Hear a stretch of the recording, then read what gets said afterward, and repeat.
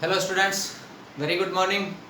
हम लोग आज एक टॉपिक पढ़ रहे हैं, वो बहुत इंपॉर्टेंट टॉपिक है। हमारे 12th क्लास की केमिस्ट्री के सिलेबस में टोटल 15 डेरिवेशन है। तो आज हम पहला डेरिवेशन सॉलिड स्टेट चैप्टर में से पहला जो हमारा पार्ट है, उस पहले पार्ट ठोस अवस्था में से एक डेरिवेशन पहला आज स्टार्ट कर रहे हैं। ठीक है, ऐसे टोटल 15 डेरिवेशन है। आपको 15 के 15 डेरिवेशन एक साथ प्लेलिस्ट के अंदर मिल जाएंगे।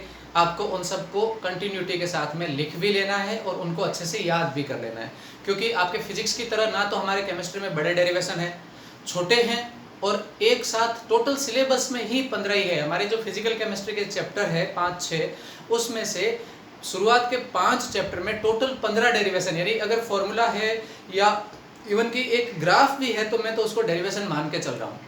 टोटल हमारे कोर्स में 15 ही है। उन 15 को अगर आप ढंग से याद कर लेते हो तो ये मान के चलिएगा कि एक सिलेबस का पार्ट, बड़ा पार्ट आपने कवर कर लिया है। ठीक है बेटा, तो चलिए बिना टाइम खराब किए अपन आज का जो टॉपिक है वो है संकुलन दक्षता या पैकिंग एफिशिएंसी।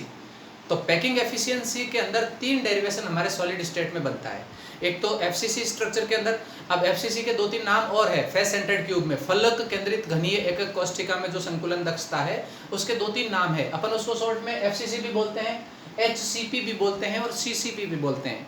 तो इन तीनों में से कोई भी नाम आ जाए तो आप एग्जाम में कंफ्यूज मत होना, उसके अंदर अपने को इन तीनों का मतलब एक ही निकलता है। तो एक तो हो गया एफसीसी का, दूसरा बीसीसी का, और तीसरा सिंपल क्यूब स्ट्रक्चर जो आती है, सरल घनीय जालक, उसका पैकिंग एफिशिएंसी के 3 डेरिवेशन हमारे कोर्स में है। और चौथा घनत्व का एक सूत्र है। तो पहले पार्ट के अंदर ये टोटली 4 बन जाएंगे, 3 तो डेरिवेशन और चौथा सूत्र, उसको भी हम डेरिवेशन के फॉर्मेट में यहाँ पर लिखेंगे और उसको पढ़ेंगे अच्छे से। ठीक है, तो ध्यान रखिए, हम स्टार्ट कर रहे हैं। आपने अगर इस चैनल को सब्सक्राइब नहीं किया तो अभी तक, तो फिर आप इस चैनल को सब्सक्राइब कर लें ताकि ऐसे इंपॉर्टेंट वीडियोज़ आपको कंटिन्यू यहाँ मिलते रहें। ठीक है, स्टार्ट करते हैं। देखिए, एफसीसी के अंदर फेस सेंटर्ड की हमारी शर्त क्या होती है कि इसमें जो पार्टिकल होते हैं ठोस में, वो किसी भी क्यूब के फलक पर होता है, तो कोनों पर तो हो गई, साथ ही साथ वो फलक के केंद्र पर भी एक पार्टिकल स्थित होता है।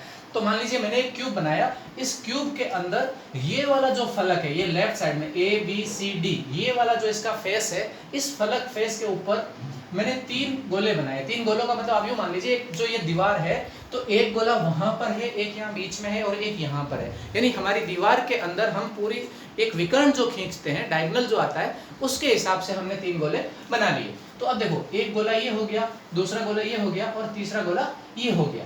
अब इसके अंदर हम एक विकर्ण डालते हैं ए से लगा करके सी तक। तो ध्यान रखिए, स्ट्रक्चर कौन सी है, एफसीसी है। और एफसीसी की शर्त क्या है कि इसके अंदर जो कॉन्स्टिट्यूएंट पार्टिकल्स होते हैं, अवयवी कण जो होते हैं, वो अवयवी कण एक तो फेस के सेंटर पर होता है, बाकी सभी कॉर्नर पर होता है। तो हमने इधर वाला कॉर्नर ले लिया, एक फेस ले लिया और एक सामने वाला ऑपोजिशन का कॉर्नर ले लिया, तो इसमें पूरा का पूरा फेस कवर कर गया और कॉर्नर भी कवर कर गए।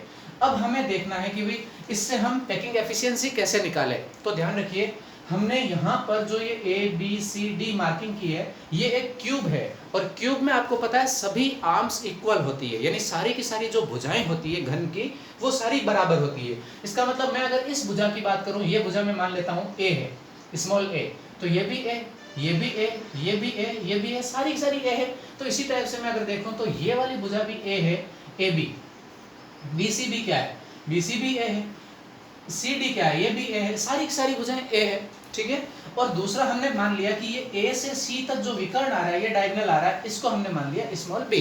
ठीक है, ये ध्यान रखें। अब हमारे पास देखो, इसमें एक ट्राइंगल बन रहा है, ए बी और सी, ए बी सी का एक त्रिभुज बन गया है। अब इस त्रिभुज के अंदर हम बात करें तो आप देखते हो ए बी कितना है, ए है, और बी सी भी कितना है, ए है, और ये ए सी जो है ये कर्ण का काम करता है। त्रिभुज के अंदर कर्ण जो भुजा होती है वो सबसे लंबी भुजा होती है। ठीक है, और कर्ण का, अब इस त्रिभुज के आधार पर बात करें, पाइथागोरस थ्योरम के आधार पर, तब आप देखो कि त्रिभुज एबीसी के अंदर ए सी, ये वाला ए सी स्क्वायर, कर्ण स्क्वायर बराबर आधार स्क्वायर प्लस लंब square, then A C square is equal to A B square plus B C square, ये इसका फॉर्मेट हो गया।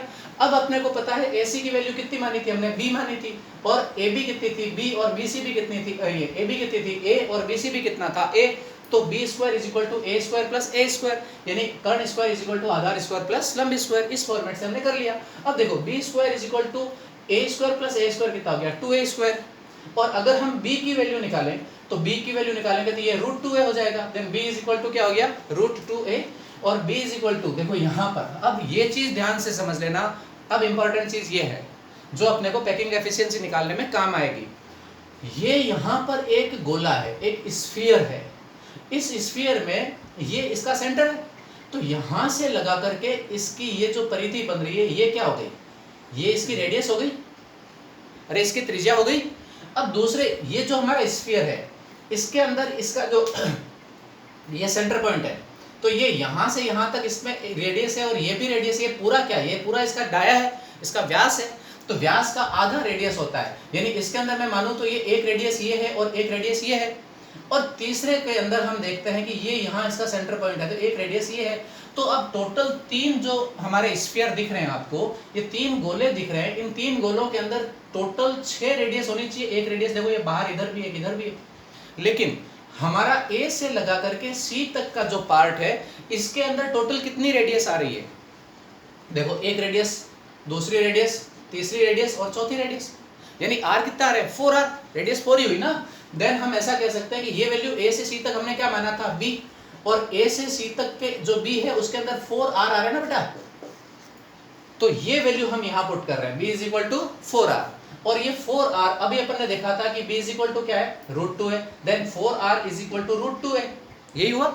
अब इसमें से अगर अपने को A की वैल्यू निकालनी हो तो हम क्या कर देंगे, इसको क्रॉस मल्टीप्लाई करवा देते हैं, तो 4R बाई √2, और √2 से अगर अपन किसी चीज को डिवाइड करते हैं 4 को, तो ये आता है 2√2R, तो हमें A की वैल्यू क्या मिल गई, A is equal to 2√2R। ये ध्यान रखें, हमें A निकालना आना चाहिए किसी भी डेरिवेशन में। सॉलिड स्टेट के जो हमारे कोर्स में 3 डेरिवेशन है, 3 क्या 4 मान लो सॉलिड में, घनत्व के सूत्र को काउंट करें तो अगर इसमें हमें A निकालना आ गया तो हमारा काम हो गया। आगे तो सिर्फ क्या करना है, एक पैकिंग एफिशिएंसी का फॉर्मूला निकालना है।